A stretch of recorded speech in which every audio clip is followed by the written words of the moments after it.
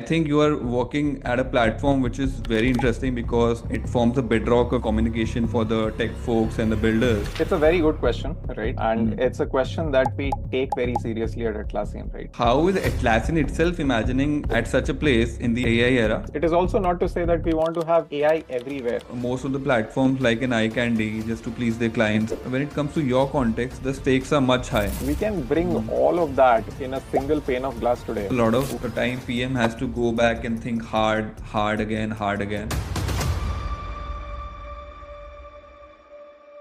Hello everyone, welcome back to another episode of Ignition. This is Varun and it's all about AI in our future. Here we talk about how it's going to shape the way we build products with the ones who are actually building it. And today we have someone very interesting because he's a product leader at a platform forms the bedrock of communication with the builders and also is the genesis platform of a lot of digital products you see around yourself. So I welcome Mr. Premanku Chakroborty, who is the principal product manager at Atlassian. Welcome sir, how are you feeling? All good, Varun. How are you? Happy New Year to you. Thank you, sir. Thanks a lot for taking out time just on this third day of the year. So, sir, I'll just start off with your journey because I feel it's a very interesting one. You've worked across very big names, which form the bedrock of communication and ecosystems, which is Salesforce and right now Atlassian, with a product management career of across 13 years. I guess you have a lot to tell. So, please take us through your journey. How and why did you choose product management as a profile, and also why did you choose AI as a core space to build? At the risk of dating myself, it's been 13 years now in the industry. In fact, on Yeah. 7th December, I'll complete 13 years in the industry. So, yeah, I mean, started my career as an engineer, like most product or many product managers might have done. And then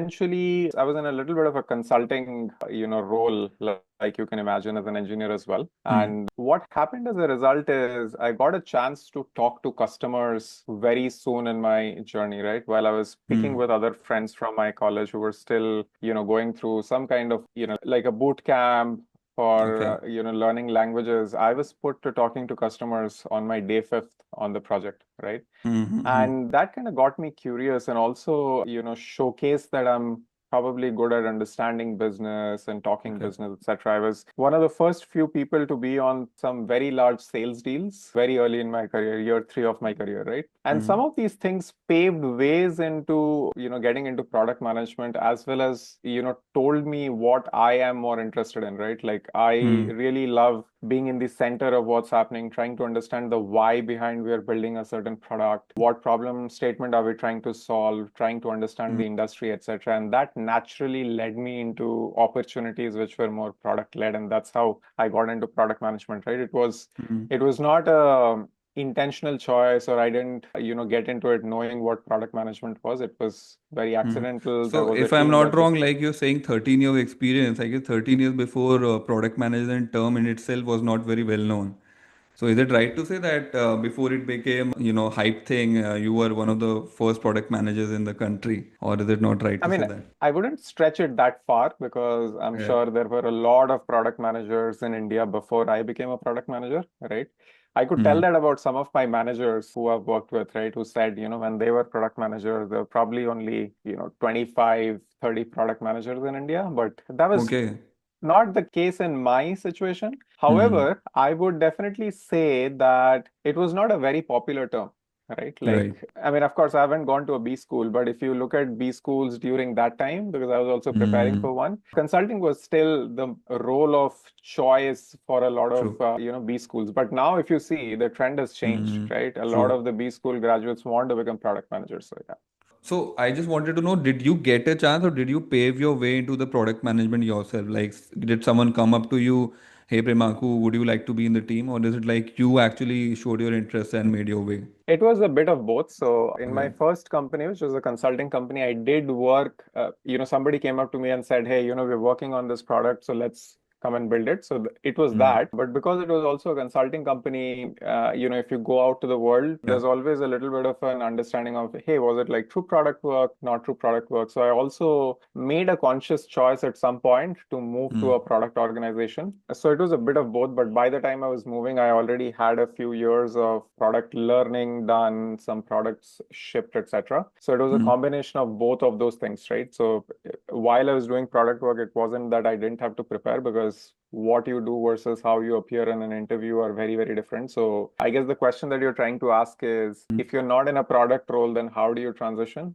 Yes, you get that opportunity within the organization, but Right. also, if you're not in a company that is known for product building, you definitely need to also take a very conscious effort in True. True. creating your interview muscle, right? Which is going to Yeah, be yeah, yeah. very different than actual product building. Yeah. And I feel like, quite a hot take, but not everyone is built to be a product manager in the sense, the skills and, things that come because, you have to be at the brunt a lot of times and you have to be answerable to the management a lot of times, you're not responsible for, right? The mistakes and the problems. So, yeah. So, sir, I just like to transition a bit, and I think you are working at a platform which is very interesting because it forms the bedrock of communication for the tech folks and the builders, and at the same time also is the genesis for a lot of digital products we see around because things don't move without a Jira ticket in the organizations, right? So what I wanted to ask was how is Atlassian itself imagining at such a place in the AI era? And also, how does Atlassian encourage its PMs to use AI in day-to-day life? Yeah, absolutely. So I think two-part question, right? So maybe I'll answer the first question, which is how is Yeah. Atlassian trying to reimagine its product, right? So obviously, like you rightly said, we have about 300,000 plus customers, right? Hmm. Which is not a small feat when it comes to an enterprise software, right? Not a Right. lot True. of True. customers enjoy sorry, not a lot of organizations enjoy that kind of a customer base, right? True. Which means we get to learn from a lot of, customers, right? True. And we also realize that overall the industry or the SaaS industry is going through a shift, right? True. I think a year back, we heard this quote, right, that SaaS is probably going to be dead or there'll be some other mechanisms through which Hmm. SaaS will be integrated. I think we True. see some of that, but it may not be like fully true as well, right? True. But we also don't want to be at a position where when things change, we appear as laggards, right? So True. Atlassian is at the forefront of a lot of AI building, right? So most of the Hmm. initiatives that we are now driving Hmm. are AI related. In fact, as a strategy, AI is one of the top strategies for Atlassian when it comes to product building, right? Hmm. Which Hmm. includes looking at every new product or feature that we Hmm. introduce and Hmm. seeing, can this be solved better with AI, right? And making Right. that intentional choice and Hmm. then making a progress. It is also not to say that we want to have AI everywhere, which is, Right. use cases where it doesn't make sense to have AI will obviously True. not have AI, right? But True. wherever True. there's a use case that is better solved with AI, we want to introduce AI, right? We have our own platforms called Rovo, which is also Okay. very popular for, search, chat, agent building, all of these Hmm. things, right? Which gives power to our customers to use the LLMs and agentic applications in order to build out, agents, search, etc. Gather Hmm. knowledge, work with that knowledge and stuff, right? There are also a lot of initiatives within every product area like Jira, Confluence, Hmm. Trello, Jira Service Management to reimagine the product itself in an AI native Hmm. world, right? And Hmm. do some unconstrained thinking to Hmm. see that if we Hmm. were to build something like this in an AI first world, how would we build, right? So there's a lot of focus in that area as well in terms of So changing some of. fundamentally, how do you see, like as a product leader, fundamentally, how will this such platform change in next 5 to 10 years with respect to AI? Like, if you can speak 2 to 3 points, if you see fundamental differences. I think one of the main changes that would happen is with AI, we will be able to gather context across the platform, right? In some ways, we have some cross-flow applications, right, where Jira can Mm-hmm. talk to Confluence, etc. But Yeah, yeah. AI gives us the power to gather that information at scale Right. across all of your products that you're using within the Mm. Atlassian ecosystem as well as outside of the Atlassian ecosystem and then make some Right. decisions, right? Which is very Mm. powerful.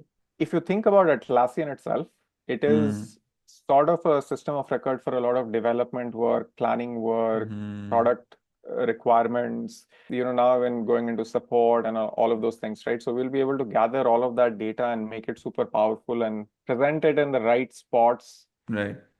irrespective of the product that you are Mm. on and then make that change, right? So that's one change that I see will happen. Again, these are all my Mm. thinking and what I'm seeing in the organization. We'll see how Mm. it plays out, right? Secondly, I feel a lot of the complex workflows which can be solved with AI much easily will see a lot of AI, right? So a good example is admin setups, right?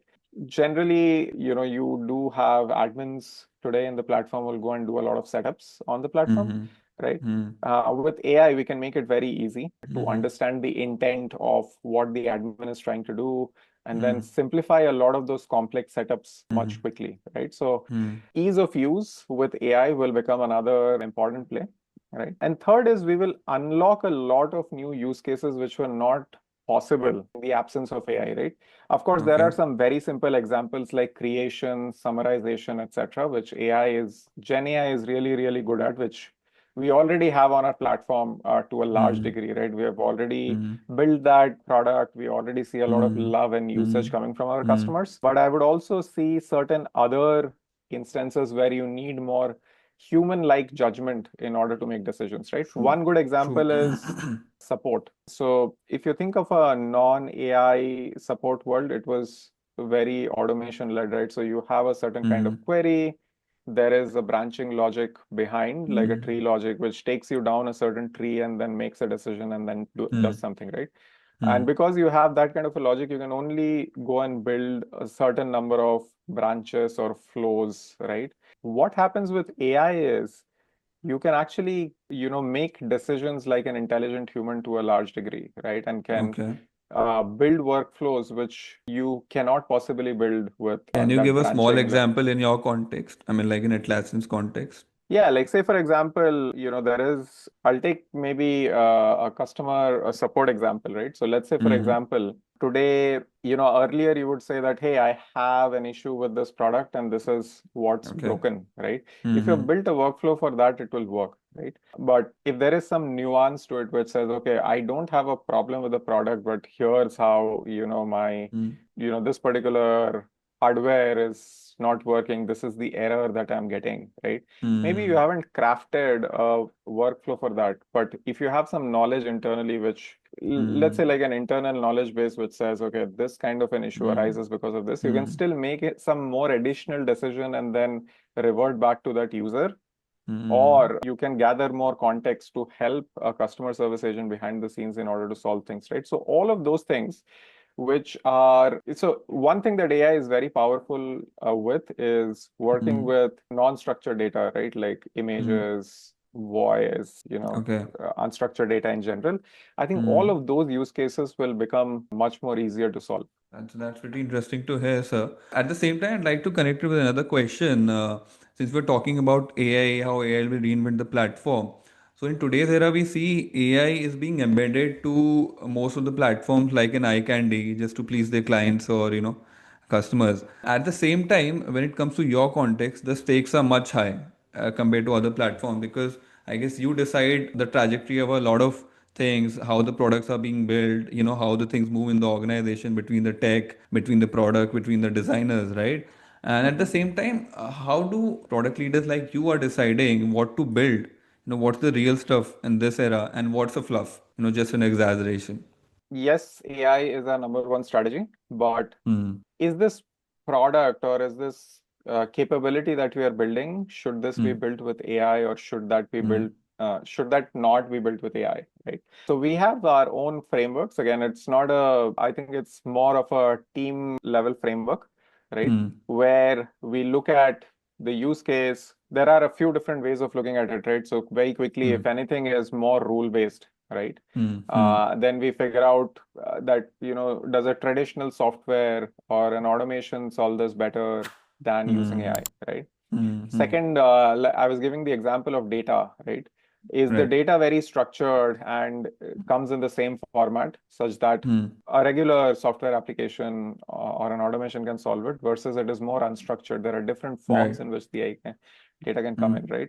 Where you use AI, right? The Hmm. third thing is, adaptiveness. Like, do Hmm. the rules stay constant over a long period of time, or do Hmm. they change very frequently, right? So say, for example, Hmm. you are building an application to review legal terms, right? Yeah. And let's Yeah. say these legal terms can change very frequently because the industry is changing. Maybe there is a Right. certain law that is being introduced in a different company, in a different Right. geography, etc. You can still build a rule-based system with Mm. it, but it's going to take a lot of time whenever a change arises, right? True. Whereas an AI application might be very, so again, use that lens when we are trying to do that, right? Then the other Mm. part, which is also very important in an Mm. AI-led world, is the cost of maintenance, right? While traditional systems might be more time consuming to build, etc., there is some Training models is predictability with the costly. cost. Yeah. Yeah. Training the models is cost, using the models is costly, right? So there's Yeah. also that muscle that is super important. So we look at all of these different parameters, I would say, in order to determine whether we So should can we use expect the AI. subscriptions going to be a bit, the price is going to rise once the AI features get embedded, or let's say we can expect a freemium model from Atlassian when it comes to AI services? That's not something that I can share Okay. publicly, right? Yeah. But I would think that generally, if you look at the industry, the models are going to change and are changing, right? In fact, Okay. there was a public report from one of the organizations where they moved into a little bit of Hmm. from a seat-based pricing model to a more outcome-based pricing. But then they had Hmm. to come back because the customers slightly uncomfortable with the unpredictability, right? And that's not to Hmm. say that they will not go back to that model. Maybe there'll be a coexistence, right? So there are different things that are in play right now in the industry, right? One being Hmm. CBP or consumption-based pricing, right? The Yeah. second one Hmm. being outcome-based pricing, right? I'll Hmm. only pay when AI achieves a certain outcome, right? Yeah. Yeah. Or I will pay based on the number of tokens that I've used, etc. Right? Yeah. Instead of the more traditional mechanism. Again, CBP is Hmm. not new, by the way, right? AWS and all the clouds of the world have been using it, but certain kind of softwares were not using it as much. But with Hmm. AI, it becomes a necessity to use that. How we will go in that particular direction, we'll still have to figure out. There's obviously active discussions in the organization, but It's again, also not interesting to something watch that. that there might be a bit pressure, an interesting one, to provide the utility at the same time that the ones the prices we'll be going to charge, right? Customer actually getting that utility out of it, right? That will require a lot of testing, and it would be a Yes. good long process, right? And Yeah, so, absolutely. so Like, are we going to expect a drastic UX shift in the way Atlassian operates in terms of as a product in the AI area, or is it going to be small nudges, if you can speak broadly? no, I think the experience will go through changes, right? Okay. And it is already going through changes. So, Okay. as an example, Confluence, which is a document creation product, right? Of Okay. course, the Hmm. base UI is pretty similar, right? Yeah. But Hmm. what was your experience when you had to build a document earlier? You would basically open a document and then, Right. type stuff and then, Right. review it, edit it, etc., right? Right. Right. Now we have something called as Build with or Rovo, which is our AI platform that I had earlier mentioned, right? So you can Mm-hmm. just go there, give it a few thoughts, say that, hey, It will help me write it build a down. document, right? What it will do is it will try to understand the intent that you're coming from. It will also gather a lot of context from the platform about you, Right. about your organization, about the keywords that you've True. provided, True. and give you a good first draft of the document. It will still not be 100% ready, right? There'll always be a True. human who will need to go ahead and review it, right? But that's an experience shift, right? Hmm. Again, take the example of support, right? So I'm basically part of Jira Service Management, which is Yeah. widely used for, let's say, IT support or HR support, right? Mm-hmm. You can actually, when you go to that product earlier, Hmm. when you were to reply to a Hmm. customer, right, when a Hmm. ticket is raised, you'd go to Hmm. comments and start typing. But today, Hmm. what you have is something called as a draft reply, right? So when you hit the Hmm. draft reply, it gathers the context from the ticket. It gathers the context on what should be the right answer for this based on the knowledge that you already have within Right. that Right. company, and it'll give Hmm. you a good first draft of that reply, right? You know, these support agents would typically want to go and find out some similar requests that have been created in Hmm. the past for this, how they have been solved. We can bring Hmm. all of that in a single pane of glass today without Hmm. the agent having to switch different tabs I think it and will make be a all of very that decision. helpful for writing or mentioning or listing the edge cases, because a lot of time PM has to go back and think hard again. As an example, when he's writing a ticket, right? So I guess if AI can help that, since you're saying that, given the context of the organization and the product as a Yeah, platform, Jira knows better. So it can maybe list out, or let's say gives recommendations whenever a PM is writing that. absolutely. Yeah. So I think on that use case, right, today we have a way to take a PRD and build out epics and user stories with a click of a Yeah. few buttons, right? Again, they'll Yeah. not Yeah. be perfect, right? But they'll give you Hmm. a 50, 60, 70% head start on what Hmm. needs to be done, right? So you're not Hmm. spending a lot of True. True. time doing the baseline stuff, True. but True. True. you're True. thinking about more creative edge cases, brainstorming. I guess as the model trains for much longer, it will become the accuracy level will go higher, right, sir? Yes, I think there are a few different things that come into play for the accuracy to be high. One obviously is the underlying models that we use, right? So Atlassian is not a Hmm. model company, right? We Okay. rely Okay. on other model providers like OpenAIs of the Okay. Okay. world or the Yeah. Yeah. Geminis of Yeah. the world, etc., right? And Hmm. there are going to be very few model companies in the world, right? Right. Maybe in the lower tens, there might be some consolidation as well, right? So we don't Right. play in the model side of the house, Okay. right? Okay. Okay. Where we play more is building applications on top of those models, which solve real problems.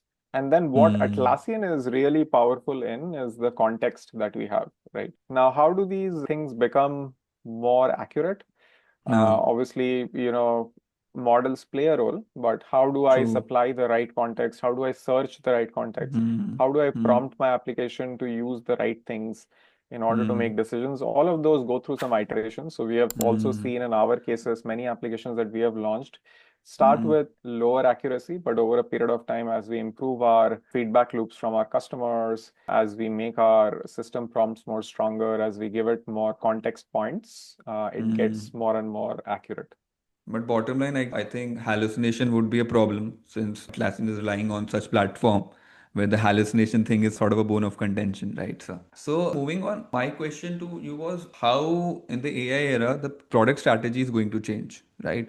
Are the PMs going to focus on data more or on the creative side and the feedback loops more? Product strategy itself is a very cliched term, right? Like with or Yeah. without AI. There is a level of, I think, interpretability which the product strategy term has, right?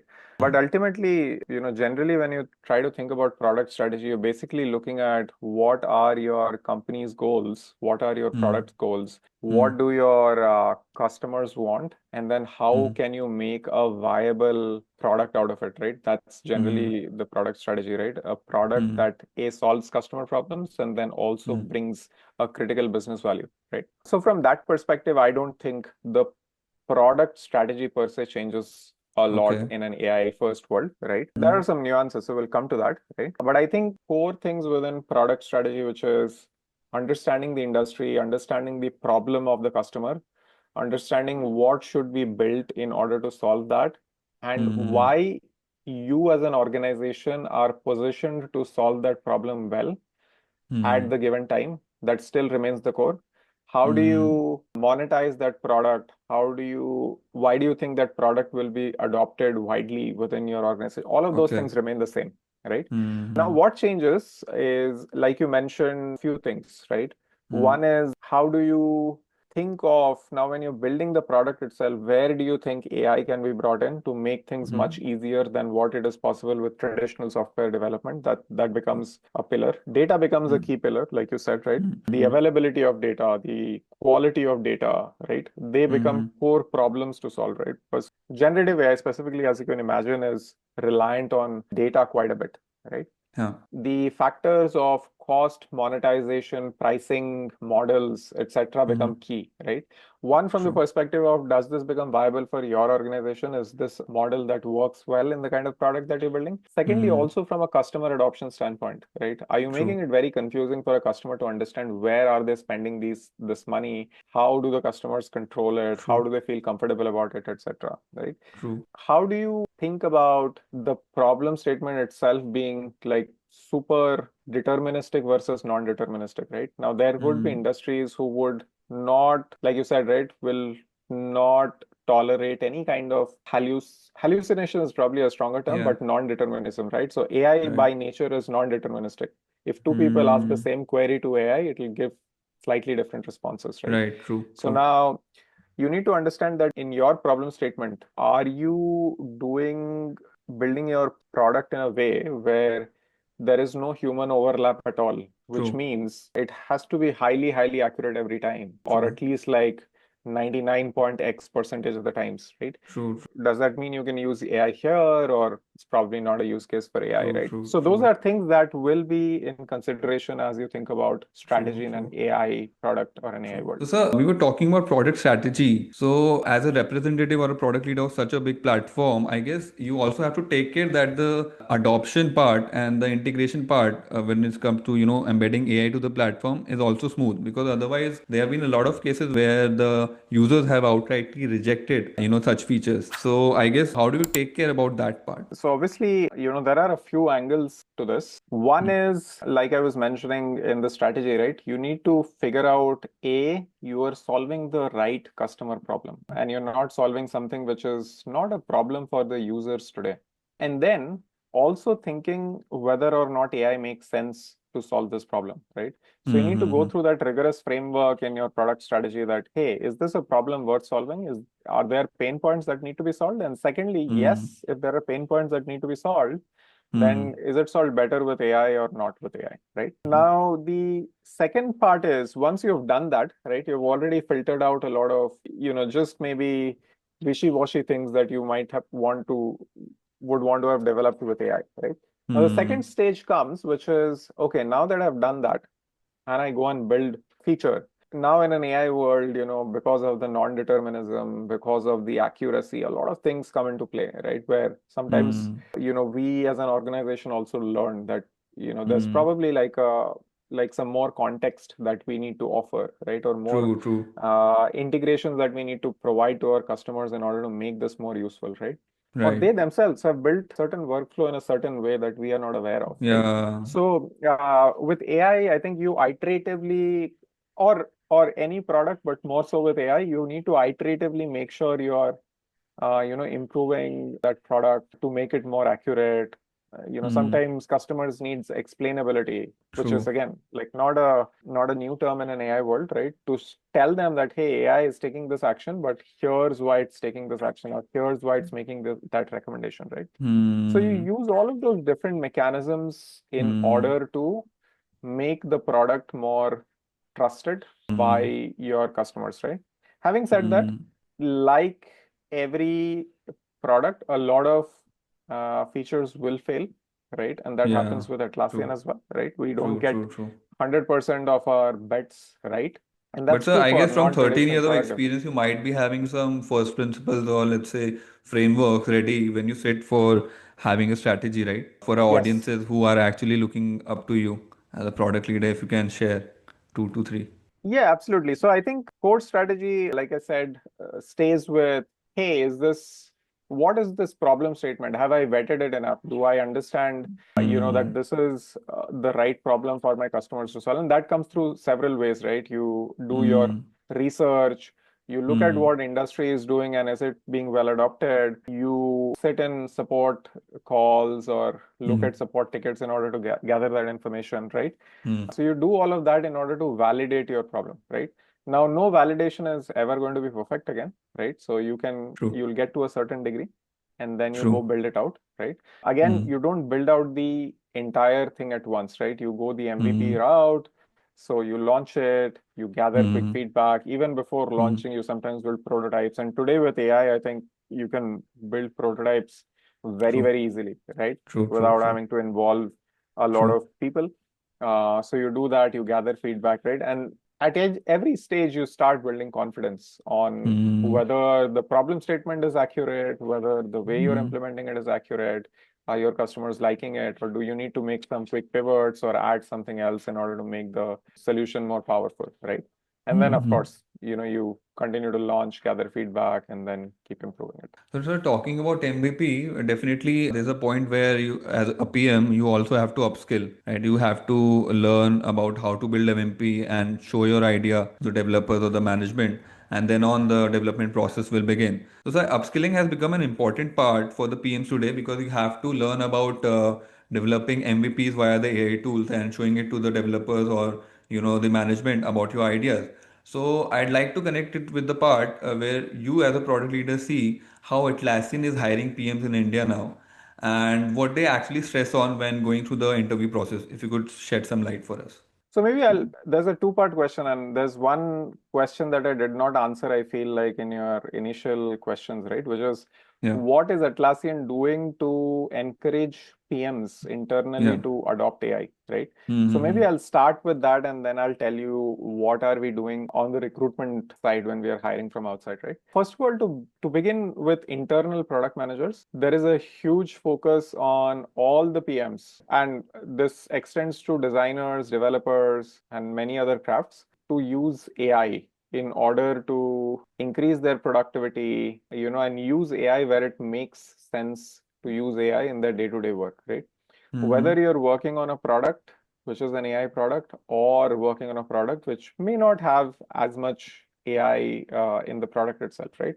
But Mm-hmm. the idea is that every PM is able to leverage AI to power their day-to-day work, right? So in that sense, we have done a lot. We ran a lot of pilots with, tools like ChatGPTs, Geminis. We ran pilots with prototyping tools like Vercel, Replit, Lovable, and a few others, right? Some of Mm-hmm. them I may not even know, right? So Mm-hmm. there is a core team that actually works on figuring out what are those key products that can help in Mm-hmm. improving the productivity of our PMs, right? True, And true. today, every PM at Atlassian has access to enterprise version of a vibe coding tool as well Okay. as an LLM So it has chat tool, definitely sped right? up the shipping speed, according to you, drastically compared to last few years. That's like a separate question, right? Like shipping speed Okay. is not just dependent on PMs, right? Yeah, It, yeah, yeah, it depends definitely. on a lot of other factors as well, right? Yeah, yeah. But to answer your that question, right? So there is that. Plus, we also have Rovo, which is our platform, right? So now if I have to do a research, right? Let's say I'm building a product, okay, Mm-hmm. and I want to understand if there's been any old research that was done Okay. on this particular thing, right? I can just go to Mm-hmm. Rovo and say that, hey, I'm, building this product. Can you help me in understanding if there's any other teams that have already, because Atlassian is a very big company, right? True. Are there other teams that have thought about this? Is there any insights that we have within the Atlassian ecosystem that I can gather and I can do a research? I can also combine that with web search within Rovo and do a deep research, which can bring context from within Atlassian and outside Okay. Atlassian and tell me exactly. Now, some of these things earlier would take weeks, but now I True. can do it in a couple of hours and at least have a very good starting point to go and say that, okay, I need to True. talk to these teams, these people within my company because they have done something like that. The mundane part has been Um, taken care of. Okay, mundane is probably a very strong word again for this, but Okay. I would say that, yes, a lot of things that would take a lot of sweat and tears earlier is Yeah. now become much more easier, right? Okay. It gives you a very, very good starting point, right? Like Hmm. the game has just changed today, right? In the way you can do research. And of course, it's not like you just read the document that, the deep research gives you because it'll have its own flavor to it, but at least it gives you like a lot of documents that I can go and reference, True. not have True. to do that search by yourself, right? So True. all of True. that has become very powerful. We also have agents today, right? So our Hmm. PMs are using agents to build PRDs. We have Loom, right, which can basically take transcripts and it also generates action items. So, for Okay. example, I was doing some research a few weeks back where I spoke to like 5, 6 customers. I didn't take notes because Loom can now take Okay. notes for me, Yeah. right? Yeah. So I Nice. can like directly focus on the conversation, right? And after Hmm. that, I didn't also have to go through all the looms again in order to create readout, right? I basically just Hmm. gave it to Rovo and said that, hey, here are the transcripts from these 6 loom recordings. This is what I want to highlight in my research output. Can you help me in create something, right? So that True. process True. has become much more easy and much more streamlined. Hmm. And there is a lot of focus within Atlassian. Like I said, we have some trainings as well now, right? Like AI 101 and 201 trainings for product and Hmm. design teams, which they need to Hmm. go through in Okay. order to learn how to use AI in order to improve their productivity, how to use AI in order to prototype, in order to build Hmm. evaluations, which is again a very important PM skill. So all PMs take those courses and Hmm. then use it. Very, very interesting to hear, sir. And coming back to the hiring process, if you can sort of share what exactly Yes. Atlassian likes to look into PMs, or let's say you. I think, and again, I'm just talking from the vantage point of what I've seen so far. Maybe there's some, discussions happening in the organization on other things, but I think our hiring process has not changed significantly with AI, right? I think we still look at some very core, fundamental, strong product management skills when it comes to Okay. hiring PMs, right? Okay. Which focuses around craft mastery, which is, your product sense, what have you shipped well, etc., right? Second is we Okay. focus on delivering tangible outcomes, right? Like one is you have a great product sense, but have you shipped something which is meaningful, which has created value at scale, right? True. Third is leadership and inspiration capabilities, that can you go and inspire a team, inspire your Mm. leaders, get your ideas across, build business cases, all of those things. And then finally, we also focus a lot on Atlassian values, right? So we have 5 values, which we want to make sure that anybody that comes in can work well or has exhibited those values in the past, right? Those fundamentals remain standard when it comes to hiring, right? Now, what I personally do when I'm hiring for an AI role is to try and get examples of AI products that the Okay. PMs have shipped, or Okay. even when I'm asking product sense question, for example, I would ask them to take an example of an AI product in case they've played with one, even if they haven't built one, Mm. right? Mm. So Mm. those Mm. are the changes that I think some PMs use when they are doing the interviews, where you have that degree of freedom to kind of tweak your questions. I know there are some organizations which have introduced, let's say, vibe coding as one of their interview rounds. We haven't True. gone to that degree, I Mm. would say. Whether So that how changes or not, technical we'll does figure out. is there any technical skill, change in expectation of technical skills from your side? I mean, like as an Atlassian product leader, like you So have to be well versed with RAGs or eval, something like that. again, depends on the role that you are interviewing for, Okay. right? Okay. So Yeah, if you're definitely. not interviewing for a role that requires you to know RAG or evals, then no. But yes, if you are interviewing for that kind of a role, you will have a panel that is experienced in that, and they'll ask you those very specific questions and evaluate you in that area, but not for every role, I would say, right? Mm. And again, Mm-hmm. we have different archetypes of product managers as well, right? Like a True. core product manager, a platform product Yeah, manager, a yeah. data product manager, True, true, true. or in today's world, maybe an AI product manager. And AI product managers also have different, variations, like the ones that build applications on top of AI, the ones that are working on the core platform, etc. So I think the questions or while those, the things that I mentioned in terms of craft mastery, delivering outcomes, leading and inspiring values remain the same. Those are the four Mm. different rounds that we take. The questions True. inside would change, Depend or on the the context. examples. Yes. Yeah, Yeah. true. Because a lot of aspiring product managers also watch our podcast, and obviously Atlassian being one of the dream companies to work for, they'd love to hear, I mean, like, how they can sort of mold themselves, and whether it be soft skills or the technical skills part. And Yes. Yes. connecting that to the important question, sir, I guess you have seen over a decade of product, how the product management has evolved, right? And I guess there was no one to, no one better, apart from you to comment on it, on how an AI product manager, or let's say an AI builder, the key areas one should focus on for the next decade to build in. So I think one thing that I would mention is AI was always there, right? Like we have been Mm-hmm. using AI in the products that I've built and products that others have built for a decade plus now, right? So AI Mm-hmm. fundamentally in products is not new, Mm-hmm. right? Which is where your recommendation systems that you've seen in, your primes or your e-commerce platforms of the world come in, right? Mm-hmm. As an example, but there's others, right? In my past, I've worked on a product with OpenAI a little bit as well, when Okay. OpenAI was not known as OpenAI, right? Where they were able Okay. to generate text from some intent, and we use that in a creative writing kind of a product. Again, that was more of a Gen AI use case, but AI usage has always been there, right? But I think post 2022, what has become more fast and widely adopted is Gen AI, right? And we have Mm. seen a lot of giant step changes in the way product is delivered. But the good part also is that Gen AI as a technology is not very old, and it's not super hard to learn, right? It's only 3-4 years. So it's, yes, there might be very few people who would have worked in this area for a long period of time, even before it became True. popularized. So they might be experts, but we don't have a ton of people who could come and claim that, hey, I've been doing Gen AI for 15 years, 20 years. Very Mm-hmm. few such people, right? So I think what I mean to say with that is, for those who have the time and can focus, this is still an area where they can, build their depth and become, experts very quickly. And if they invest a few years, they might Mm. be pretty good and well known in that particular area, right? So that's one. But coming to what aspiring PMs can do, Mm. I think those that are graduating or those that who are early in their careers or maybe in a different career trying to switch into Mm. product management, I think Mm. like I said, core principles still remain the same, right? Nobody Okay. will hire you as a product manager if you are great at AI but not great at product management core principles, Right. right?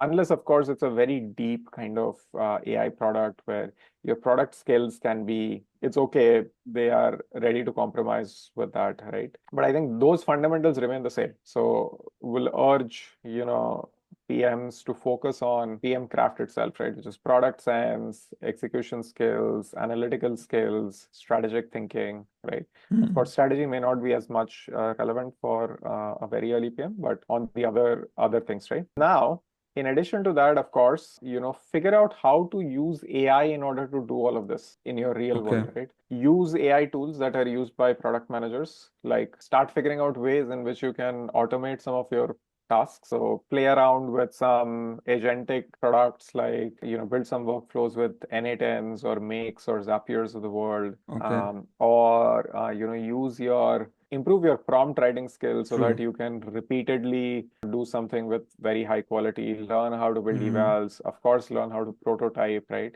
Build some real world products with AI, Mm. right?